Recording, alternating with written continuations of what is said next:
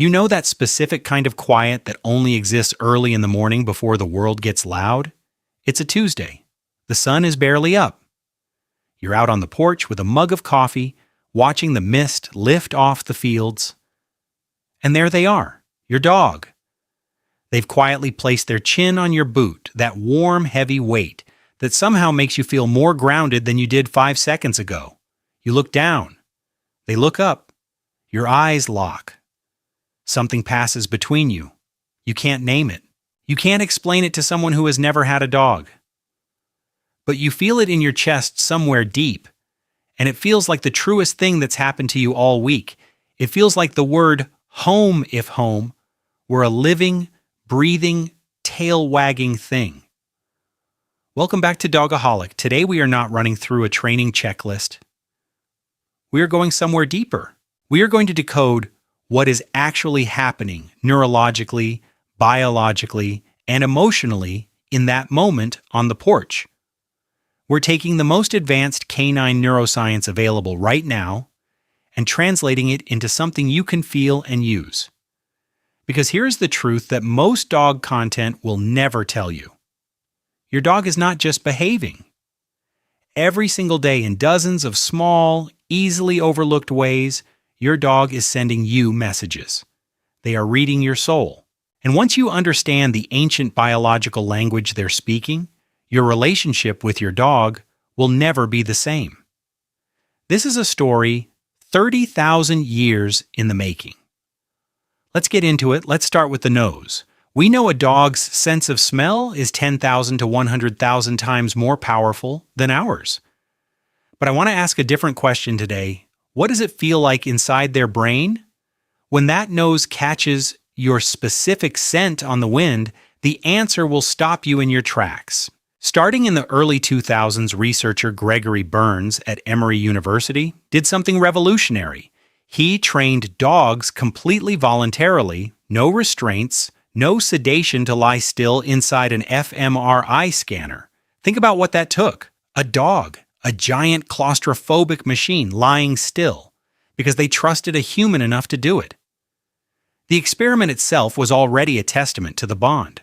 Inside those scanners, dogs were presented with 5 scents their own: a familiar dog, an unfamiliar dog, a strange human, and you, their person.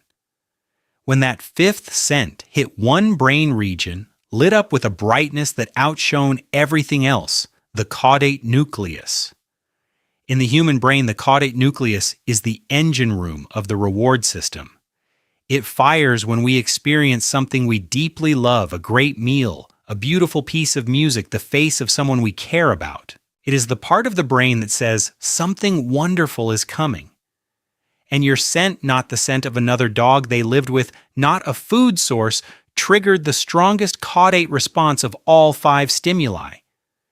You are a primary neural reward, not a social convenience, not just a food dispenser, a reward at the deepest, most primal level of their neurobiology. But here is the part that truly moves me. Your scent doesn't need to be attached to your body for this to happen. When your dog buries their face in your dirty laundry, they are not being destructive. They are doing something profoundly emotional. They are holding you close when you are not there. They are reaching for your presence through the only language their most ancient neural circuits understand: scent. That pile of laundry. To you, it's a chore. To them, it is the closest thing they have to a hug. Have you ever caught your dog sleeping on your clothes, your pillow, or something that belonged specifically to you? Which item was it? Where did you find them? I promise there is a neurological love story hiding in that laundry basket. Tell me yours in the comments. Now let me paint you a picture. You come home exhausted. Your dog is right there, tail going like a propeller. And you say in the flattest monotone you've ever produced, "Good dog." Did it land or flip it? Your dog does something chaotic, and you say with your most enthusiastic voice, "You absolute disaster." They wag their tail like they won the lottery. What is actually going on here, researchers at Eötvös Loránd University in Budapest put dogs in fMRI scanners, and played them recordings of human speech, meaningful words in warm tones, meaningful words in flat tones, nonsense words in excited tones. And they found something extraordinary. Dog brains process language the same way human brains do, lateralized across hemispheres. The left hemisphere processes the actual meaning of words, vocabulary, and semantics. Walk, good, treat, come. The concepts live in the left brain. The right hemisphere processes the emotional and tonal content, pitch, warmth, urgency. The music of what you're saying lives in the right brain. But here is the critical piece that should change how you talk to your dog. Starting today, the reward center only fully activates when both hemispheres agree. Meaningful word plus warm tone equals full reward activation. Dopamine, joy, connection. Meaningful word plus flat tone equals a partial signal. The brain registers the word, but the reward is muted. Excited tone plus meaningless word equals wagging at the sound, but no unified praise signal. I call this the soul sign alignment principle. Your sign is your vocabulary. Your soul is the genuine emotional energy behind those words. For your dog's brain to receive the full signal, they must point in the same direction.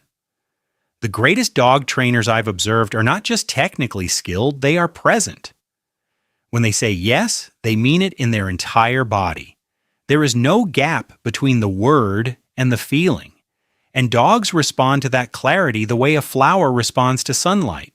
How often are you saying, "good boy," while your mind is somewhere else entirely? I'm not saying this to make you feel guilty. I'm saying it because the moment you start closing that gap, the moment your words and your heart sync up, your dog will notice immediately. You'll see it in their eyes. What is the specific word or phrase that makes your dog light up the most?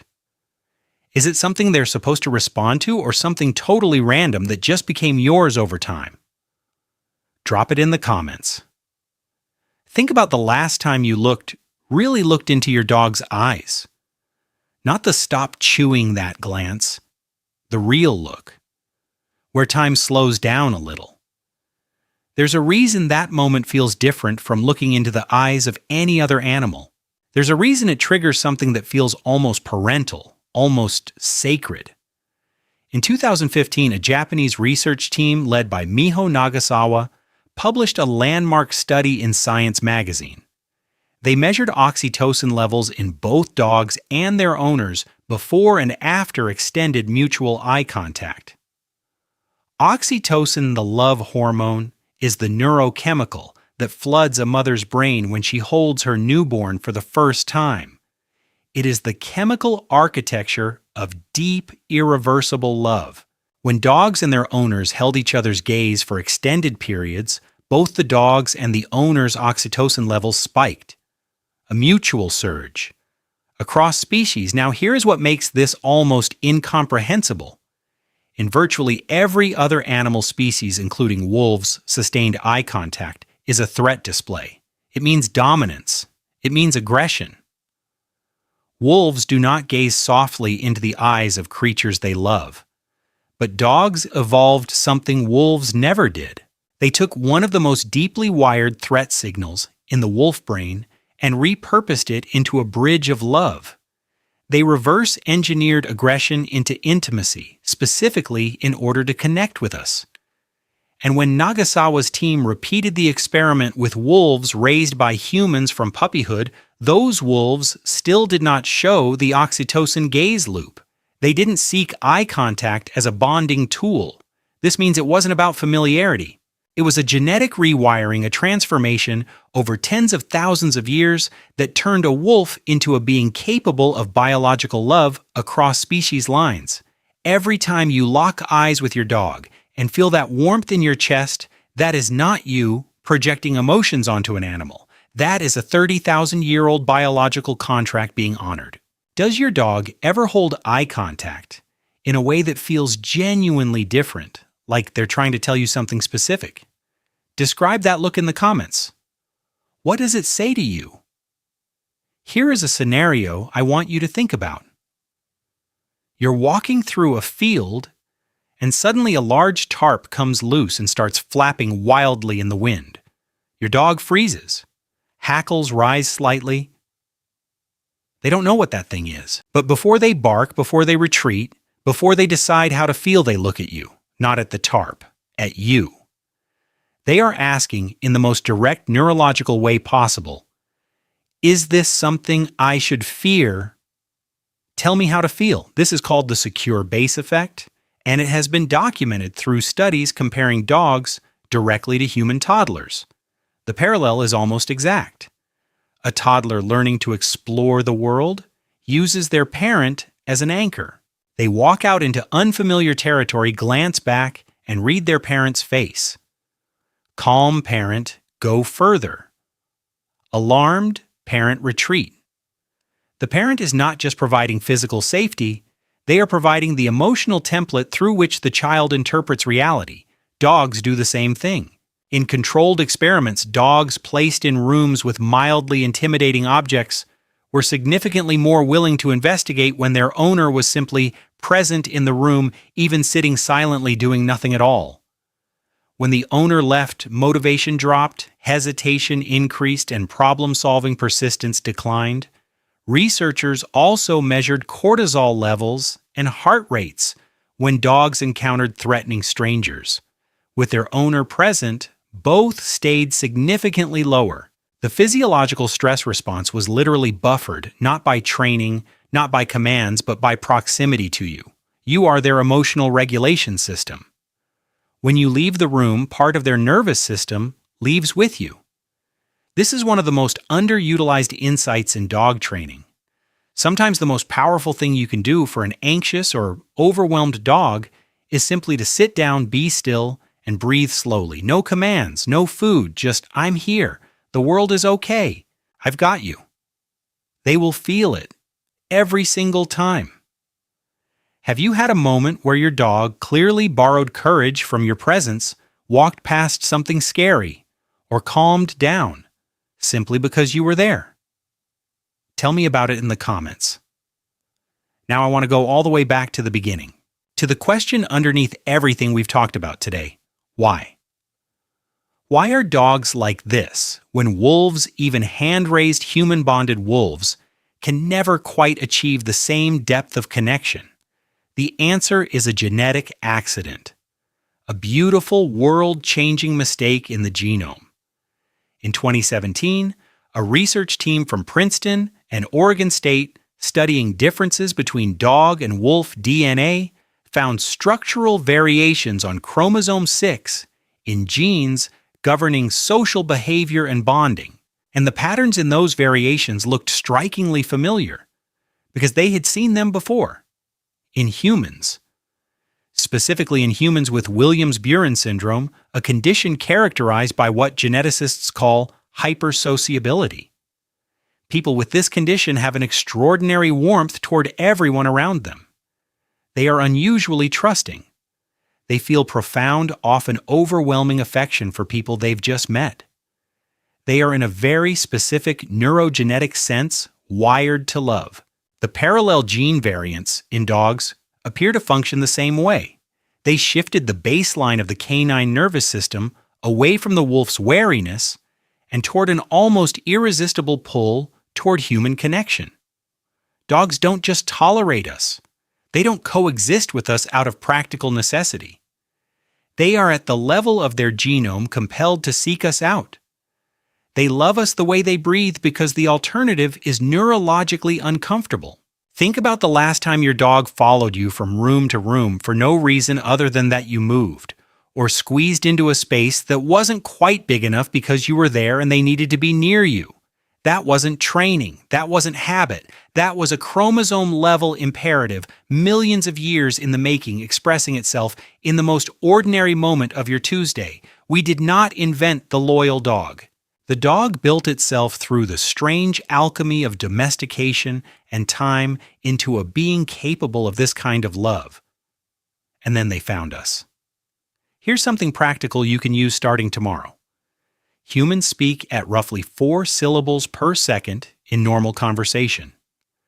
This matches our brain's dominant theta rhythm, the neural oscillation governing working memory and social processing. Dogs process the world at a slower delta rhythm. Their own vocalizations, barks, growls, whines occur at roughly 2 vocalizations per second, half our pace. When people talk to dogs without being told, without being consciously aware of it, they slow down to about 3 syllables per second. They split the difference. They meet the dog neurologically halfway. We tend to think of dog voice, that slightly higher pitch, slower pace, softer cadence as baby talk. A little silly, a little soft. It isn't. It's a functional neural adaptation. Your brain, without being asked, has figured out that to communicate effectively with this specific kind of mind, it needs to adjust the tempo of its transmission. If you want your dog to feel calm and grounded, slow your speech down even further. Drop your pitch slightly. Elongate your vowels. Your voice at the right rhythm is a neurological pacifier. It literally synchronizes with their brain waves and pulls their nervous system toward regulation. If you want to build energy and excitement for play or training, speed up. Sharpen the tempo. Let urgency into your voice. The acceleration in your speech acts like a tuning fork for their arousal system. Your voice is not just how you communicate with your dog. It is a direct interface with their nervous system. Use it like one. Now let me walk you through a few specific behaviors your dog uses every day, things most people overlook, but that carry profound meaning once you understand what's underneath them. The chin rest. Your dog walks over and places their chin on your knee or your hand. They aren't asking for anything specific, they're just in contact with you. This is called affiliative touch, deliberate, gentle physical contact with no immediate practical purpose other than to maintain connection. And the contact itself triggers a release of oxytocin and serotonin in your dog while reducing cortisol. They are not just expressing emotion, they are physically regulating through you. The follow. You get up to refill your coffee. Your dog gets up too. You're their anchor point, and moving with you is how they stay oriented in the world. Research shows dogs almost universally prefer proximity to their bonded human over proximity to a food source from a stranger. The attachment is not food motivated. It is genuinely, deeply social. The lean. When your dog presses their full body weight against your legs, solid and heavy, this is one of the most intimate gestures in the canine vocabulary. Wolves lean against pack members to communicate social alliance, a physical declaration of we. When your dog leans into you, they are saying in the clearest body language available, "You are my pack, I am yours, we are a unit, receive it, don't move away." You are participating in a ritual of belonging that predates domestication. The contextual yawn. Your dog is at the vet or meeting a new dog, and they yawn big, stretchy, seemingly out of place. They are not tired. In canine body language, this is a calming signal, a term coined by Norwegian behaviorist Turid Rugas. It says, "I am feeling a little overwhelmed, but I'm handling it." When you see this, slow down, take a breath yourself. Your dog is telling you something specific, and the kindest thing you can do is respond. The belly exposed at greeting. When your dog rolls onto their back the moment you walk in, they are not just asking for a belly rub. The belly is the most biologically vulnerable part of a dog's body, where vital organs are closest to the surface. Exposing it voluntarily is a declarative statement. In your presence, I am safe enough to be completely undefended. That is not a casual behavior. That is a declaration of love. Which of these did you recognize in your own dog? Or is there something specific your dog does that we haven't covered here? Something that always feels like a message just for you? Drop it in the comments below. Let's decode it together. Here is the thought I want to leave you with. We like to say we domesticated the dog. We like to credit ourselves as the architects of this bond. And yes, human selection shaped their bodies, their coat colors, their working behaviors. But the love? The oxytocin loop? The secure base attachment? The caudate nucleus lighting up at the scent of your specific skin? We didn't build that. We didn't engineer it. We didn't even intend it. It grew. It emerged from millions of small, daily encounters between two species who, against all biological logic, decided they were better together than apart. In 2017, that Princeton team looked at chromosome 6 and found the ghost of Williams-Buren syndrome in the dog genome. In 2015, Nagasawa looked at two pairs of eyes and found a maternal, bonding loop stretched across species. In the early 2000s, Burns looked inside a living dog brain and found your face written there as reward. The dog is not a creation of human intention. The dog is a co-creation, the most extraordinary interspecies partnership in the history of life on Earth. And every time your dog leans against your leg on that porch, heavy, warm, completely present, every time they look up at you with that gaze that bypasses language and lands somewhere in your chest, they are not just being a dog. They are fulfilling a 30,000-year-old promise. They are saying in the only language that existed before words, I chose you. I choose you. I will keep choosing you. And if you are paying attention, if you are slow enough to feel it, you'll understand that you are saying the same thing back. That's the bond. That's the whole beautiful, unbelievable thing. Thanks for being here today on Dogaholic. If this video reached something and you hit that like button and subscribe, because we are building a community here, not of people who just own dogs, but of people who understand them. And I'll leave you with my favorite question. What is one thing your dog does that has always felt like a message meant specifically for you? Not a general dog thing. Your dog's thing. The look, the gesture, the specific moment that only exists between the two of you. Tell me in the comments. Let's decode it together. Until next time, slow down, sit outside, and let them lean on you. Keep the bond strong.